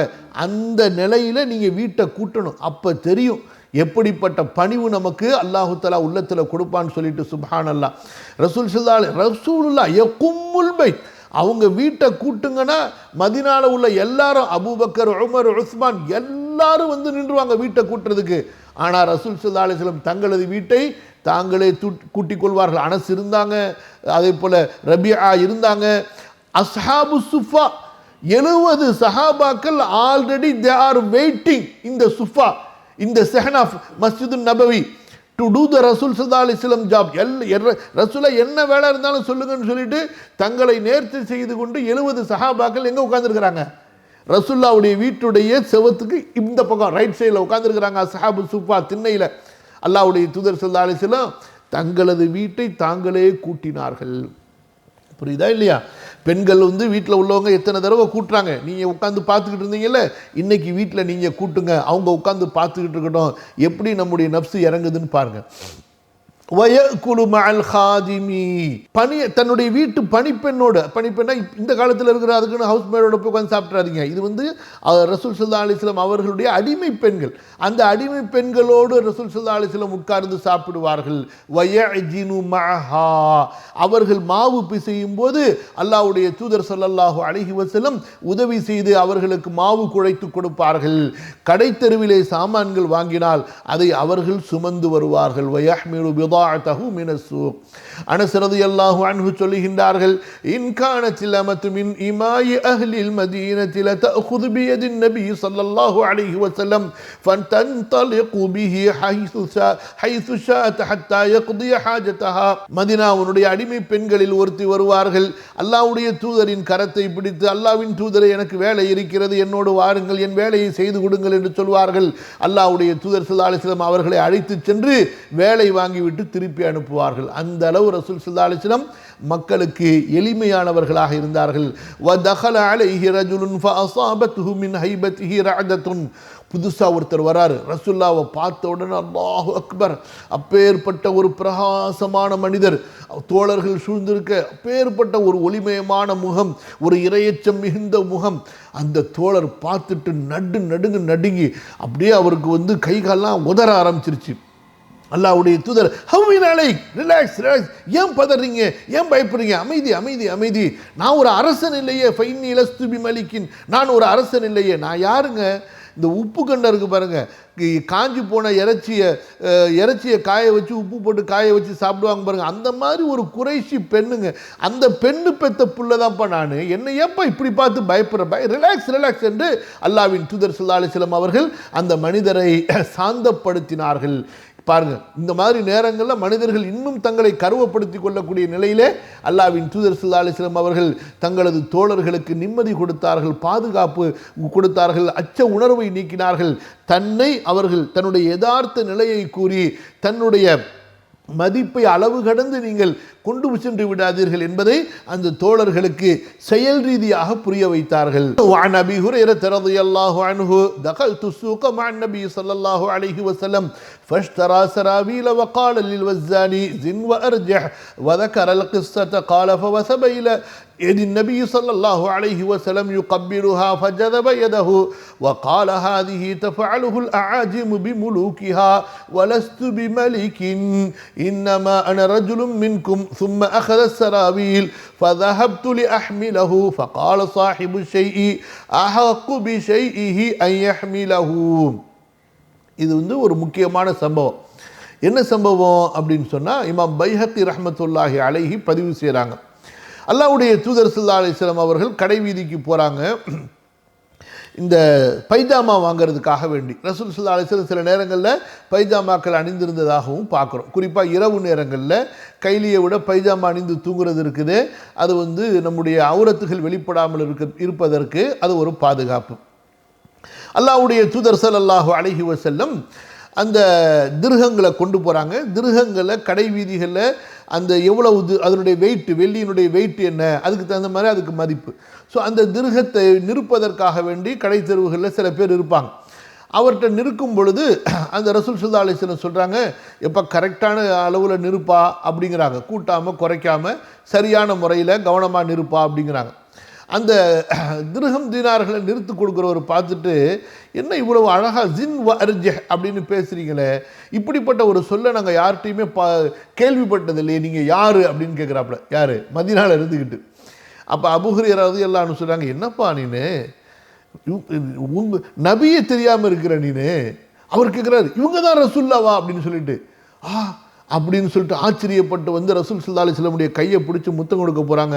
ரசூல் ஸல்லல்லாஹு அலைஹி வஸல்லம் கையை வெடுக்குன்னு இழுத்து கொண்டார்கள், பிடுங்கி கொண்டார்கள். சொல்லிட்டு, இது என்ன அஜமிகள் தங்களுடைய மன்னர்களுக்கு செய்வதை போன்று செய்கிறாய், நான் மன்னனாக இல்லை, நான் ஒரு சாதாரண ஆள் என்று வைன்னமான ரஜுலும் மின்கும் என்று சொல்லிவிட்டு அல்லாஹ்வுடைய தூதர் ஸல்லல்லாஹு அலைஹி வஸல்லம் அதனுடைய அளவை சொல்லிவிட்டு கடைசியில் அந்த வியாபாரி இடத்துல அந்த திர்ஹமை கொடுத்துட்டு சாமானை வாங்கிட்டு போகும் பொழுது கூட யார் இருக்காங்க? அபூ ஹுரைரா ரலியல்லாஹு அன்ஹு, அல்லாஹ்வுடைய தூதரை நான் சுமந்து வரேங்கிறாங்க. வாங்கினது பொருள்களை அதுவும் இருக்கும், மற்ற சில பொருள்களும் இருந்திருக்கலாம். ரசூல் ஸல்லல்லாஹு அலைஹி வஸல்லம் சொல்கிறாங்க, எப்பா இது என் வீட்டு சாமா, நான் தூக்கிட்டு வரேன்ப்பா என்று அவர்கள் சுமந்து வந்தார்கள். சுப்ஹானல்லாஹ். கவனிக்கணும், புரியுதுங்களா? அப்போ நம்மால் தூக்க முடியாத அளவுக்குண்டான சுமையாக இருக்குமேனால், பலவீனமாக இருக்குமேனால், அப்போ நம்ம கொடுக்கறதுல தப்பு கிடையாது. ஒரு சாதாரண சின்ன பொருளாக இருக்கிறது, அதை நாமே தூக்க முடியும் என்று இருக்கும் பொழுது பெருமைக்காக வேண்டி தங்களுடைய வேலைக்காரர்களிடத்தில் கொடுத்து தூக்க வைப்பது இருக்கிறது, இது பணிவுக்கு ஒரு எதிரான ஒரு தன்மை என்பதை அல்லாஹ்வுடைய தூதர் ஸல்லல்லாஹு அலைஹி வஸல்லம் அவர்கள் உணர்த்தி அதை தனது வாழ்க்கையிலே கடைபிடித்து காட்டினார்கள். சொன்னார்கள், சாஹிபு ஷைஇ அஹக்கு பி ஷைஇஹி அன் யஹ்மிலஹு, பொருளின் உரிமையாளர் தான் தகுதியானவர் அந்த பொருளை சுமப்பதற்கு. இப்படியாக ரசூலுல்லாஹி ஸல்லல்லாஹு அலைஹி வஸல்லம் அவர்களுடைய பணிவு குறித்த சில சம்பவங்களை இமாம் அவர்கள் இங்கே தொட்டு வைத்தார்கள். ஹதீஸ் நூல்களிலே நூற்றுக்கணக்கில் பல சம்பவங்கள் நிறைந்து காணப்படுகின்றன. அல்லாஹ்வின் தூதர் ஸல்லல்லாஹு அலைஹி வஸல்லம் எத்தகைய பணிவை தங்களது மனைவிமார்களிடத்திலும் வெளிப்படுத்தினார்கள், தங்களுடைய தோழர்களிடத்திலே வெளிப்படுத்தினார்கள்.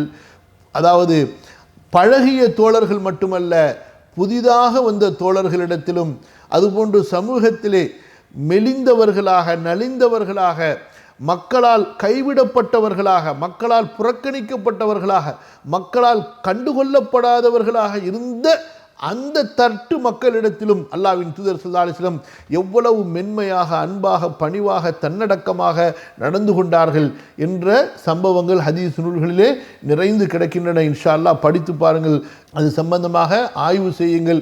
பிறகு அவற்றை தன்னுடைய வாழ்க்கையிலே கடைபிடிப்பதற்கு நாம் முயற்சி செய்வோம். நாம் தெரிந்து கொள்ளக்கூடிய விஷயங்கள் அதிகமாக இருப்பதை விட நாம் அவற்றை பின்பற்றுவது முக்கியம் என்பதை நாம் உணர வேண்டும். அல்லாஹ் சுப்ஹானஹு வ தஆலா எனக்கும் உங்களுக்கும் அல்லாஹுடைய மார்க்கத்தை கற்பதற்கும் அதை வாழ்க்கையிலே பின்பற்றுவதற்கும் பிற மக்களுக்கு எடுத்துச் சொல்வதற்கும் அருள் புரிவானாக. அல்லாஹ் விரும்பிய ஒவ்வொரு நற்குணத்தை கொண்டு அல்லாஹு தஆலா என்னையும் உங்களையும் அலங்கரிப்பானாக. அல்லாஹுவும் அல்லாஹுடைய தூதரும் வெறுத்த ஒவ்வொரு கெட்ட தீய குணத்திலிருந்து அல்லாஹு தஆலா என்னையும் உங்களையும் நமது சந்ததிகளையும் பரிசுத்தப்படுத்துவானாக, தூரமாக்குவானாக. அல்லாஹும்ம ஆதி நுஃபூஸனா தக்வாஹா வ ஸக்கிஹா அன்த கைரு மன் ஸக்காஹா அன்த வலியுஹா வ மௌலாஹா. அல்லாஹும்ம ஹ்தினா லி அஹ்ஸனில் அக்லாக் லா யஹ்தி லி அஹ்ஸனிஹா இல்லா அன்த வஸ்ரிஃப் அன்னா சய்யிஅல் அக்லாக் லா யஸ்ரிஃபு அன்னா சய்யிஅஹா இல்லா அன்த. வ ஆகிரு தஅவானா அனில் ஹம்துலில்லாஹி ரப்பில் ஆலமீன். والسلام عليكم ورحمة الله. لا حول. آمين. وعليكم السلام ورحمة الله وبركاته. جزاكم الله خير يا شيخ. بارك الله فيكم. حياكم الله شيخ. ஏதாவது தப்பா சொல்லியிருந்தா வேலை வச்சிட்டீங்க ஷேக். இன்னைக்கு எல்லாருக்கும் முதுகு வலிக்கணும் இன்ஷா அல்லாஹ். இன்னைக்கு Q&A டைம். மத்தியானம் நல்ல சாப்பாடு வந்து அப்போ இறங்கும். வீட்டு வேலை செஞ்சு நல்லா மோப்புலாம் போடணும் இன்னைக்கு இன்ஷா அல்லாஹ். வீட்டில் போய் நல்லா மோப்பு போட்டு எல்லாம் ரெடி பண்ணணும். حياكم الله ஷேக். ஷேக், நான் முதல்ல நீங்க சொல்லும்போது சரி தப்பிச்சோம் அப்படின்னு நினைச்சோம். பட் நீங்க அடுத்த சஜஷன் ஒன்னும் கொடுக்குறேன் அப்படின்னு சொல்லி பாத்ரூம் கழுவ வச்சிட்டீங்க. இதெல்லாம் சாதாரண விஷயம், எல்லாம் பழகிடணும் இன்ஷா அல்லாஹ். அல்ஹம்துலில்லாஹ் ஷேக். நாங்கள் இங்கே தாருல் ஹுதால எல்லாம் மாற்றி மாற்றி நாங்களே செய்வோம் எல்லாருமே வந்து இன்ஷா அல்லாஹ். நம்ம சகோதரர்கள் எல்லாருமே மாஷா அல்லாஹ் வீட்டு வேலை எல்லாம் செய்யக்கூடிய ஆட்களா தான் இருக்கிறாங்க ஷேக். அல்ஹம்துலில்லாஹ். அல்ஹம்துலில்லாஹ். ஷேக், நேரம் இருக்கா ஷேக் எனக்கு கேள்வி பதில்? நோ ப்ராப்ளம் இன்ஷா அல்லாஹ். 10 دقائق இன்ஷா அல்லாஹ். ஜஸாக்குமுல்லாஹ் خير ஷேக். brothers and sisters, ஷேக் வந்து 10 நிமிஷம் கொடுத்துருக்காங்க. So we will try to end the session inshallah in 10 minutes from now. கேள்வி இருக்கக்கூடியவங்க முதல்ல கையை உயர்த்துங்க. உங்க பேர் அழைக்கப்படும் போது இன்ஷால்லா நீங்க கேள்விகள் கேட்கலாம். ஃபர்ஸ்ட் கேள்வி வந்து சிஸ்டர் ஃபரீதா இருக்கீங்களா? Sister Farida Begum, mike open பண்ணி கேட்குங்க சிஸ்டர். அஸ்ஸலாமு அலைக்கும் வரஹ்மத்துல்லாஹி வபரகாத்துஹு சார். வலைக்கும் அஸ்ஸலாம். 2 கேள்வி இருக்குங்க சார். முதல் கேள்வி வந்து நம்ம ஷரியத் பிரகாரம் 3 நாளைக்கு மேல பேசக்கூடாது, பேசாம இருக்கக்கூடாது அப்படின்னு சொல்லிட்டு நம்ம இஸ்லாம் சொல்லுது. ஆனா நம்மளை காயப்படுத்தி, நம்மளுக்கு மரியாதை இல்லாம நம்மள அபாண்டமா நம்ம மேல பழி சுமத்தி அவமானப்படுத்தி, அந்த மாதிரி பல தடவை, ஒரு தடவை இல்லை பல தடவை நடந்த ஒரு நபர்கிட்ட நம்ம எப்படி அவங்கள்ட்ட நம்ம வந்து நம்மளுடைய அணுகுமுறை இருக்கணும். நீ வராத, என் வீட்டுக்கே வராதன்னு கூட சொல்லிட்டாங்க, ஆனா அது ரத்த சொந்தம், அவங்கள நம்ம எப்படி ஹேண்டில் பண்றது? அது என்னுடைய முதல் கேள்வி. ரெண்டாவது வந்து நம்மளுடைய நப்சை வந்து எப்படி நம்ம பக்குவமா வச்சுக்கிறது? எந்த அளவுக்கு நம்மளுடைய நப்சை ஒரு செயலை இஸ்லாத்துக்கு மாறான செயல் செய்யும்போது நம்ம நப்சை வந்து எதை கொண்டு நம்ம அதை வந்து கட்டுப்படுத்த முடியும்? ஒரு இலகுவான வழியா எப்படி சொல்றதுன்னு தெரியல சார். அது எப்படி அதை மட்டும் கொஞ்சம் ரெண்டையும் மட்டும் எனக்கு இன்ஷா பதில் கொடுங்க சார். அஸ்ஸலாமு அலைக்கும் வரஹ்மத்துல்லாஹி வபரகாத்துஹு. வலைக்கும் அஸ்ஸலாம். நீங்கள் கேட்ட இந்த 2 கேள்வியும் இது ஒரு நீண்ட தர்பியாவை உடைய, அதாவது நீண்ட ஒரு பயிற்சி உடைய ஒரு பதில். இதுக்குண்டான இந்த 2 கேள்விக்குண்டான பதில். அதாவது நம்ம நப்ஸ் இருக்குதே, எதையுமே அவ்வளவு சாமானியமாக ஏற்றுக்கொள்ளாது. அதுவும் குறிப்பாக அதுக்கு பிடிக்காதது. இந்த நப்ஸுக்கு பிடிக்காதது என்னன்னு சொன்னால் இறங்கி போகிறது. எப்போதுமே இந்த நப்ஸ் ஏறி போக தான் விரும்பும். தன்னுடைய அந்த மதிப்பு மரியாதை தனக்குன்னு அது ஒரு பவுண்டரி, ஒரு எல்லையை வச்சுருக்கும். அதை நப்ஸ் வந்து விட்டு கொடுக்காது. நம்ம அல்லாவுக்காக அதை விட்டு கொடுக்கணும். அதுக்காக வேண்டி தான் ஹதீஸில் 1க்கு மேற்பட்ட பல அறிவிப்புகளில் என்ன வருகிறது? மன் அஹப்ப லில்லாஹ் வ அப்கத லில்லாஹ் வ அஅதா லில்லாஹ் வ மனஅ லில்லாஹ். அல்லாவுக்காக யார் நேசிப்பாரோ, அல்லாவுக்காக யார் வெறுப்பாரோ, அல்லாவுக்காக யார் கொடுப்பாரோ, அல்லாவுக்காக யார் தடுப்பாரோ. ஏன் ரசூல் ஸல்லல்லாஹு அலைஹி வஸல்லம் இப்படி சொல்கிறாங்க? அவர்தான் ஈமானை முழுமைப்படுத்தி கொண்டார்.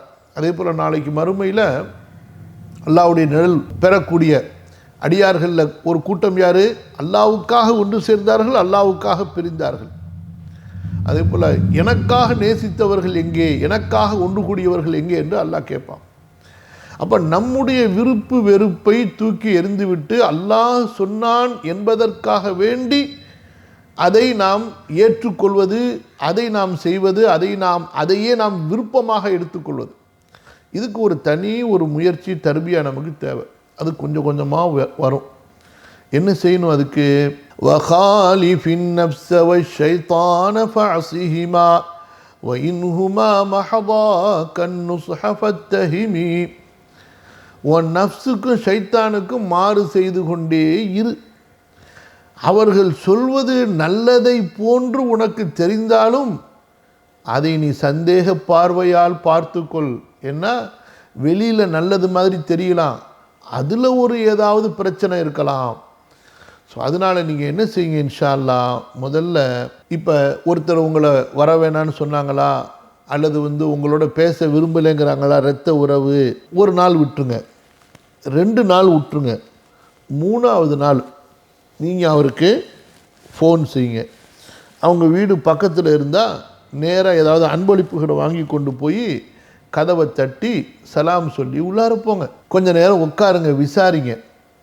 அதுபோக நீங்கள் அவருக்காக பாவ மன்னிப்புடைய துவாவை கேளுங்க. யா அல்லாஹ், அவருக்கும் எனக்கும் இடையில் இருக்கக்கூடிய மனக்கசப்பை நீக்கு என்று துவா கேளுங்க. இது ரொம்ப முக்கியம். இன்று நாம் நம்முடைய உறவுகளில் சிதைந்து விட்ட உறவுகளை சீர்படுத்தி கொடு அல்லாஹ் என்று அல்லாஹ்விடத்தில் மன்றாடுவது கிடையாது. இது நம்ம செய்யக்கூடிய மிகப்பெரிய தவறு.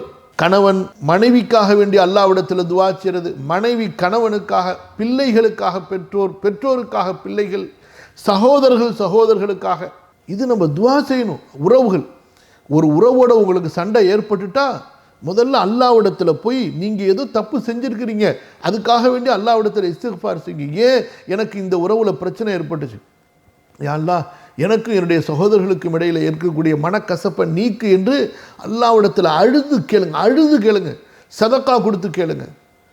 யா அல்லாஹ், அவருடைய உள்ளத்தில் என்னுடைய முகப்பத்தையும், என்னுடைய உள்ளத்தில் அவருடைய முகப்பத்தையும் கொடு என்று அல்லாஹ்விடத்தில் கேளுங்க. இன்ஷா அல்லாஹ், பிறகு அவர் உங்களை வெறுத்தாலும் உங்களை புறக்கணித்தாலும் நீங்கள் போய் ஒன்றுக்கு பல முறை சந்திங்க. கண்டிப்பாக அல்லாஹ் சுப்ஹானஹு வ தஆலா உங்களுக்கு மத்தியில் உறவை உறுதிப்படுத்தி கொடுப்பான். அவர் உங்களை வெறுத்தது மார்க்கத்துக்காக, அதாவது நீங்கள் மார்க்கத்தை சொல்கிறீங்க, அவர் அதுக்கு கஷ்டமாக இருக்குது என்பதற்காக வேண்டி அவர் உங்களை வெறுப்பாரேயானால், திட்டுவாரேயானால், உங்களிடத்திலே சண்டை செய்வாரேயானால், புறக்கணிப்பாரேயானால், அந்த நிலையில் கூட நீங்கள் மார்க்கத்தை ஏவுறதையும் தீமையை தடுக்கிறதையும் நீங்கள் விட்டுடாதீங்க. ஏன்னா அவர் சொர்க்கத்துக்கு போக வேண்டும் என்ற அக்கறையோடு நீங்கள் செய்யுங்க. எதுவரை கைகலப்புகள் ஏற்படாத வரை, இது ஒரு கலகமாக மாறாத வரை நீங்கள் செய்து கொண்டே இருங்க. இல்லை இது கைகலப்பாக மாறுது என்றால் அந்த நேரத்தில் கொஞ்சம் கேப், இடைவெளி விட்டுக்கொள்ளுங்க, திரும்பவும் நீங்கள் இன்ஷா அல்லாஹ் அணுகுங்க. இது ஒரு முக்கியமான விஷயம், உறவுகள் சம்பந்தப்பட்டது. 2வது, நம்முடைய நஃப்ஸை பொறுத்த வரைக்கும் அது நமக்கு பாவம் செய்ய தூண்டுது, அல்லது ஒரு ஆசையை செய்ய தூண்டுது, அல்லது இபாதத்தில் சோம்பேறித்தனத்தை உண்டாக்குது என்று இருக்குமேனால், அப்போ நீங்கள் உங்களை நீங்களே கட்டாயப்படுத்துங்க, வலுக்கட்டாயப்படுத்துங்க. ஃபர்லான தொழுகை, சுன்னத்தான தொழுகை, நஃபிலான தொழுகை, இப்படி ஒவ்வொரு விஷயத்திலையும் நஃப்ஸு உங்களை இபாதத்திலிருந்து பின் இழுக்கும் பொழுது, அல்லது பாவத்திற்கு முன் தள்ளும் பொழுது, நீங்கள் அதுக்கு ஆப்போசிட்டாக செயல்படுங்க. இந்த நஃப்ஸு கடைசியில் உங்களிடத்தில் சரண்டர் ஆகிடும், பணிந்துவிடும், நீங்கள் அதனிடத்தில் பணிவதற்கு முன்பாக. இன்ஷா அல்லாஹ். வல்லாஹு அலம். ஜஸாக்குமுல்லாஹ் ஹைர் ஷேக். ஷேக், இதை தொடர்ந்து கொஞ்சம் விளக்கத்தை கேட்கலாமா ஷேக்? ஒரு கால் இருக்கக்கூடிய சில நெருக்கமான உறவினர்களாக, சில நண்பர்களாக இருந்தாலும் சரி, அவங்க ஃபித்ராவே ஒரு மாதிரியா இருக்கு, பல வருஷமா ஒரே மாதிரியான சில குணங்களை வச்சிருக்கிறாங்க. அப்படின்ற நிலை இருக்கும்போது அவங்கள எப்படி ஹேண்டில் பண்றது? அவங்களையும் நம்ம முயற்சி செய்யணுமா, இல்ல ஒரு கட்டத்துக்கு அவங்களை அப்படியே விட்டுடலாமா? எஸ்பெஷலி அவங்க பிளட் ரிலேட்டிவ், ரொம்ப சகோதரர் சகோதரி அந்த மாதிரி இருக்கக்கூடிய நிலை எப்படி ஷேக் பண்ணுங்க? ரசூல் ஸல்லல்லாஹு அலைஹி வஸல்லம் அவர்களுக்கு அல்லாஹ் சொல்றான், وَإِذَا قِيلَ لَهُمْ تَعَالَوْا يَسْتَغْفِرْ لَكُمْ رَسُولُ اللَّهِ لَوَّوْا رُؤُوسَهُمْ وَرَأَيْتَهُمْ يَصُدُّونَ وَهُمْ مُسْتَكْبِرُونَ سَوَاءٌ عَلَيْهِمْ أَسْتَغْفَرْتَ لَهُمْ أَمْ لَمْ تَسْتَغْفِرْ لَهُمْ لَن يَغْفِرَ اللَّهُ لَهُمْ إِنَّ اللَّهَ لَا يَهْدِي الْقَوْمَ الْفَاسِقِينَ. இது ஒரு ஆயத்து. இன்னொரு ஆயத்தில் ஒரு நிமிஷம் இருங்க, அந்த ஆயத்தை சொல்கிறேன். யா ரப் யா ரப், அது எங்கே வருதுன்னா சூரா தௌபால 80வது வசனம். சூரா அத்தௌபால 80வது வசனம். இஸ்தக்ஃபிர் லஹும் அவு லா தஸ்தக்ஃபிர் லஹும் இன் தஸ்தக்ஃபிர் லஹும் 70 மர்ரத்தன் ஃபலன் யக்ஃபிர் அல்லாஹு லஹும் ذلك بأنهم كفروا بالله ورسوله والله لا يهدي القوم الفاسقين. அத்தௌபால 80வது வசனம். நபியே, நீங்கள் அவர்களுக்கு பாவ மன்னிப்பு தேடுங்கள் அல்லது அவர்களுக்கு பாவ மன்னிப்பு தேடாமல் விடுங்கள்.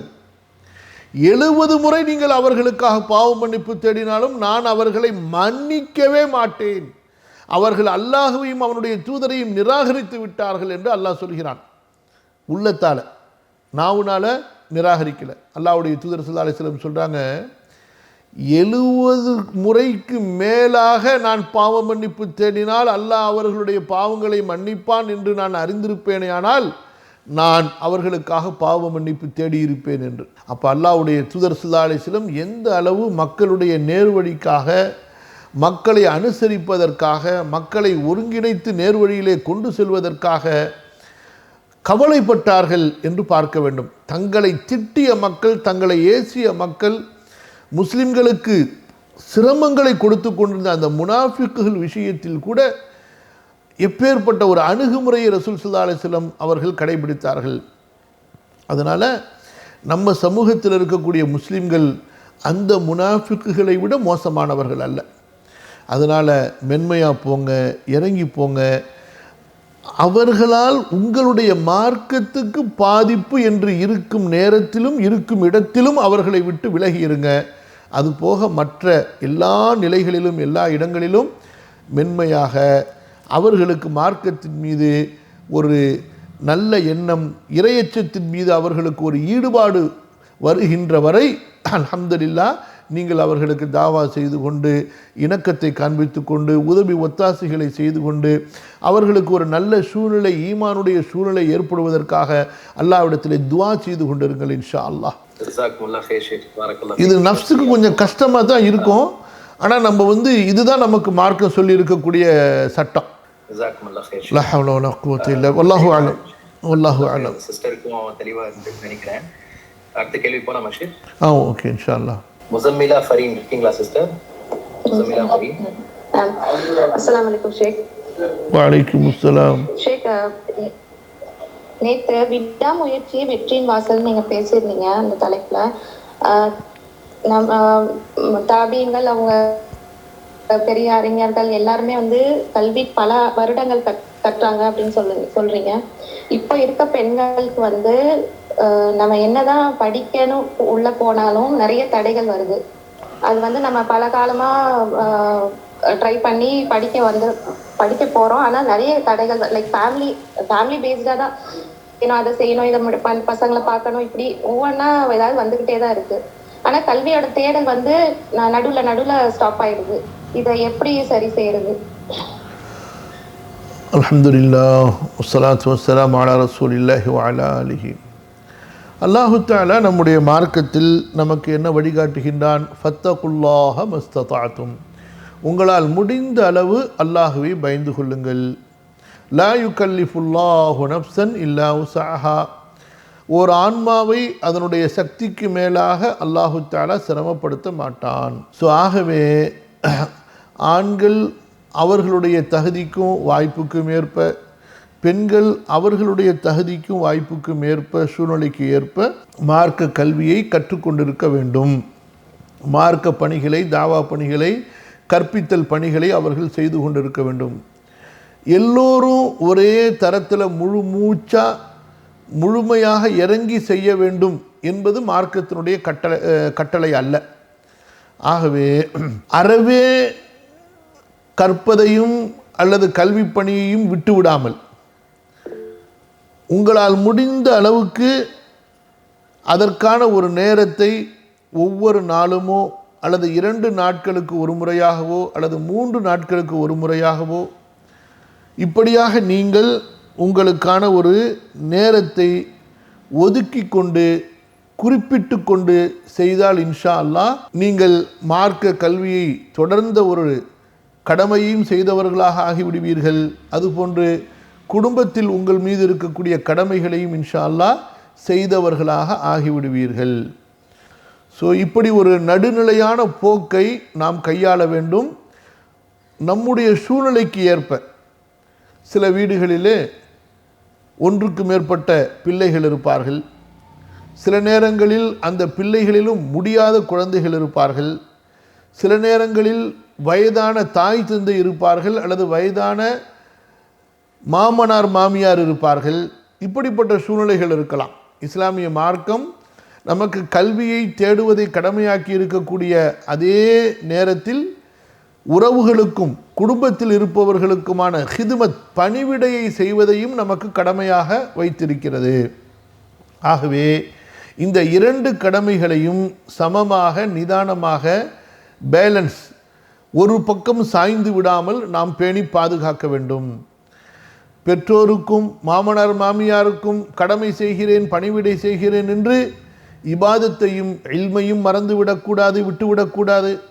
அல்லது இபாதத்திலே இல்மிலே இறங்குகிறேன் என்று சொல்லிவிட்டு வீட்டில் தனது உதவி தேவைப்படுபவர்களை புறக்கணித்தவர்களாகவும் ஆகிவிடக்கூடாது.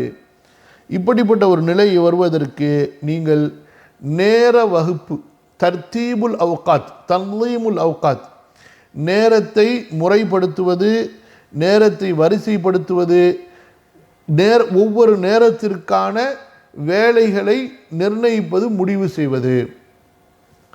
பிறகு அல்லாஹு தாலாவிடத்தில் எல்லாவற்றுக்கும் மேலாக துஆ செய்வது, யா அல்லாஹ் எனக்கு லேசாக்கி கொடு என்று. ஹப்ஸா ரலியல்லாஹு அன்ஹா அவ்வளவு வீட்டு வேலைகள், பிறகு ரசூல் ஸல்லல்லாஹு அலைஹி வஸல்லம் அவர்களோடு பயணத்தில், அதுபோன்று போர்களிலே ரசூல் ஸல்லல்லாஹு அலைஹி வஸல்லம் அவர்களோடு சென்று ஈடுபடுவது, இந்த ஒரு சூழ்நிலையில் இருந்து கொண்டு ரசூல் ஸல்லல்லாஹு அலைஹி வஸல்லம் அவர்களுடைய வஃபாத்திற்கு முன்பாக அவர்களுக்கு கிடைத்த அந்த 7 வருஷம்தான். ஹப்ஸா ரலியல்லாஹு அன்ஹா குர்ஆனை மனப்பாடம் செய்து விட்டார்கள். அதுபோன்று பல பெண்மணிகள் இருந்தார்கள். ஆக ஆயிஷா ரலியல்லாஹு அன்ஹா அவர்களை எடுத்துக்கொண்டால் அந்த சின்ன வயசில் ஆயிரக்கணக்கான ஹதீஸுகளை மனப்பாடம் செய்து சட்டங்களை தெரிந்து கொண்டார்கள். ஸோ இது எல்லாமே உங்களுடைய மனம் அல்லாஹுவை எந்த அளவு முன்னோக்கி இருக்கிறது, அதற்காக நீங்கள் எந்த அளவு துஆ செய்கிறீர்கள், பிறகு அதற்காக எந்த அளவு தர்த்தீப் செய்கிறீர்கள், பிறகு சோதனைகளை சிரமங்களை எந்த அளவு நீங்கள் சகிப்போடு தாங்கிக் கொள்கிறீர்கள் என்பதை வைத்து அல்லாஹ்விடத்திலிருந்து உங்களுக்கு இதற்கான வழிகாட்டல் கிடைக்கும். இன்று பொதுவாக நம்முடைய சகோதரிகளுடைய பிரச்சனை என்னவென்றால், குறிப்பாக பெண்களிடத்தில் இந்த பிரச்சனை ஆண்களை விட கொஞ்சம் கூட இருக்கும். ஆண்கள்கிட்ட இருக்கும், இல்லாமல் இருக்காது. ஆண்கள்கிட்ட ஒரு 10 இருக்குன்னா பெண்கள்கிட்ட ஒரு 20, ஆண்கள்கிட்ட 20னா அவங்கள்ட்ட 30. என்ன சடைந்து கொள்வது, உடனடியாக சோர்ந்து வெறுத்து விடுறது. என்ன அதாவது நல்லா கவனிங்க, ஒவ்வொருவரும் தன்னுடைய வேலையை ரசித்து இன்புற்று செய்ய வேண்டும். இப்போ உங்கள் கணவன்மார்கள் எல்லாம் ஆஃபீஸில் போய் வேலைக்கு போகிறாங்கல்ல, எல்லாம் ரொம்ப சுகமாக இருக்கிறாங்கன்னு நினச்சிக்கிட்டீங்களா? ஒரு நாள் ஒரு ஆஃபீஸில் போய் பல பேர்களுக்கு மத்தியில் வேலை செய்கிறது, அது எவ்வளவு கஷ்டம். ஓனருடைய திட்டை வாங்கணும், மேனேஜருடைய ஏசை வாங்கணும், கூட இருக்கிறவங்கள சமாளிக்கணும், பஸ்ஸில் ஏறி போகணும், 8 மணி நேரம் 9 மணி நேரம் 10 மணி நேரம் முதுகு வலிக்க உக்காரணும், அல்லது நிற்கணும், அல்லது சாமானை தூக்கணும், இறக்கணும், அலையணும். இதெல்லாம் ஈஸியான வேலையா? எல்லா துன்யாவே சிரமந்தான். அத்துன்யா தாருல் மசாயிபி வ தாருல் மதாயிப். துன்யா என்பது house of hardness, house of முசீபத், ஹவுஸ் ஆஃப் டிஃபிகல்ட்டிஸ் எல்லாமே இருக்கும். ஒவ்வொருத்தங்க அவங்கவுங்க ஒரு வகையில் டிஃபிகல்ட்டிஸ் சிரமங்களை சந்திக்கிறாங்க. ஸோ ஆனால் அதை எப்படி செஞ்சு கொள்ளணும், அதை நம்முடைய ஒரு சந்தோஷமாக பேஷண்ட் அதை ஒரு நம்ம ஒரு ஹேபிட் அல்ஹம்துலில்லாஹ் அப்படி நினச்சி நம்ம செய்யும் பொழுது அல்ஹம்துலில்லாஹ் நம்முடைய மனதில் இருக்கக்கூடிய அந்த சுமைகள் வலிகளை நம்ம ஈஸியாக களைஞ்சிடலாம். புரியுதுங்களா? அதை ஒரு சந்தோஷமாக எடுத்துக்கிறது. அப்போ அந்த அடிப்படையில் தான் பெண்கள் தங்களுடைய மாமனார் மாமியாரை கவனிக்கிறதையோ, தங்களுடைய பெற்றோரை கவனிக்கிறதையோ, கணவனை கவனிக்கிறதோ, பிள்ளைகளை கவனிக்கிறதையோ அதை ஒரு ப்ரொஃபஷனலாக, அதை ஒரு சந்தோஷமாக, அதை ஒரு இபாதத்தாக கருதி, அதை ஒரு சந்தோஷமாக துவா செஞ்சுக்கிட்டு, அதை ஒரு ஸ்டைலாக, அதில் ஒரு மனசை ஈடுபடுத்தி, அதை ஒரு ரசனையோட ருசித்து செஞ்சால் அல்ஹம்துலில்லாஹ் அதுலேயும் உங்களுக்கு அந்த ஸ்ட்ரெஸ்ஸு மன அழுத்தம் குறைஞ்சிரும். அதே போல் மார்க்கு கல்வி கற்பது, ஒரு வேலையை செய்யும் பொழுது இன்னொரு வேலையை கொண்டு வந்து குழப்பாதீர்கள். நேரங்களை பிரிக்காமல், நேரங்களை முறைப்படுத்தாமல் நீங்கள் உங்களுடைய நாட்களை ஆரம்பிக்காதீர்கள். உங்களுடைய வேலைகளை நீங்கள் செய்ய தொடங்காதீர்கள். ஒவ்வொன்றுக்கும் ஒரு வேலையை, ஒரு நேரத்தை முடிவு பண்ணுங்கள். அதுக்கு பிறகு இடையில ஏதாவது ஒரு அவசரமாக தேவை ஏற்பட்டுட்டா அந்த நேரத்தில் பார்த்துக்கலாம். இப்போ அதுக்காக வேண்டி நான் என் மாமனார் மாமியாருக்கு வேலை செய்கிறதுக்கு 2 மணி நேரம் டைம் கொடுத்துட்டேன், இப்போ நான் படிச்சுக்கிட்டு இருக்கிறேன், அவங்க லொக்குன்னு இருமிக்கிட்டு இருக்கிறாங்க, நான் படிக்கிறதுக்காக வேண்டி உள்ள நேரம் நான் போய் அவங்களுக்கு தண்ணி கொடுக்க மாட்டேன்னு அவங்கள விட்டுடலாமா? அது புத்திசாலித்தனம் இல்லை. ஸோ ஏதாவது எதிர்பாராமல் ஏற்படக்கூடிய முன்பின் பிரச்சனைகள் என்பது வேறு. அப்போ அந்த நேரத்தில் கரண்ட்டாக என்ன பிரச்சனையோ அதுக்கு நம்ம முன்னுரிமை கொடுத்துடணும். அது போக பொதுவான சூழ்நிலைகளில் நேரங்களை முறைப்படுத்துங்கள், வேலைகளை தர்த்தீபு செய்யுங்கள். உங்களுக்கு எந்த வேலை அதிகமாக ஃபர்லாக இருக்கிறது, முதல் ஃபர்து, அடுத்த ஃபர்து, அடுத்த ஃபர்து, அப்புறம் வாஜிபு, அடுத்து சுன்னத்து, அடுத்து முஸ்தஹபு, அடுத்து மண்டூப் என்று இப்படியாக வேலைகளை, கடமைகளை, பொறுப்புகளை வரிசைப்படுத்துங்கள். பிறகு எதற்கு எந்த அளவு நேரம் தேவையோ அந்த அளவுக்கு நேரத்தை இன்ஷா அல்லாஹ் நீங்கள் கொடுங்கள். அல்லாஹ் சுப்ஹானஹு வ தஆலா இதற்கு மேலாக நீங்கள் கேட்கக்கூடிய துஆவின் மூலமாக எல்லாவற்றையும் அல்லாஹு தஆலா லேசாக்கி கொடுப்பான். யா அல்லாஹ் என்னுடைய நேரத்தில், என்னுடைய உடல் ஆரோக்கியத்தில், என்னுடைய வேலைகளில் பரக்கத் செய், எனக்கு நீ உதவி செய். ரப்பி அஇன்னி வலா துஇன் அலைய வன்சுர்னி வலா தன்சுர் அலைய வம்குருலி வலா தம்குர் அலைய. இந்த துவா ரொம்ப அற்புதமான துவா. ரொம்ப பேருக்கு இதனுடைய மகத்துவமும் இதனுடைய அர்த்தமுமே தெரியல, இது கேட்கவே தெரியல இந்த துவாவை. இதை கேட்டிங்கன்னா உங்களுடைய அன்றாட எல்லா ப்ராப்ளம்ஸ், பிரச்சனை, குடும்பம், ஆஃபீஸு, தொழில் துறை, ரிலேஷன் எல்லாமே சால்வ் ஆகிடும். அல்ஹம்துலில்லாஹ். அஹ்ஸனல்லாஹு இலைக்கும் யா ஷேக். பாரக்கல்லாஹு ஃபீக். அல்லாஹ் கைர் பாரக்கல்லாஹு ஃபீக்கும். ஷேக் நீங்க கொடுத்த நேரத்துக்கு அதிகமாகவே நாங்கள் எடுத்துக்கிட்டோம் ஷேக். May Allah reward you, grant barakah in your time. Ameen. May Allah accept from you. May Allah grant us all steadfastness. May Allah accept this gathering. ஆமீன். புரிஞ்சிச்சா கேள்வி கேட்டவங்களுக்கு? நான் பாட்டுக்கு ஏதாவது உளறிட்டு போகிறேன். நான் சொன்ன பதில் எல்லாம் உங்களுக்கு சரியாக இருக்கணும்னு அவசியம் இல்லை, உங்களுக்கு பொருந்தணும்னு அவசியம் இல்லை. என் மண்டையில் ஏதாச்சும் புரிஞ்சதை நான் ஏதோ உளறி இருப்பேன், அதை நீங்கள் கொஞ்சம் அட்ஜஸ்ட் பண்ணி டெவலப் பண்ணிக்கோங்க. அல்லது வேற யாராச்சும் நல்லா தெரிஞ்சவங்கள்ட்ட கேட்டுக்குங்க. எல்லாத்துலயும் பயனுள்ளதான்.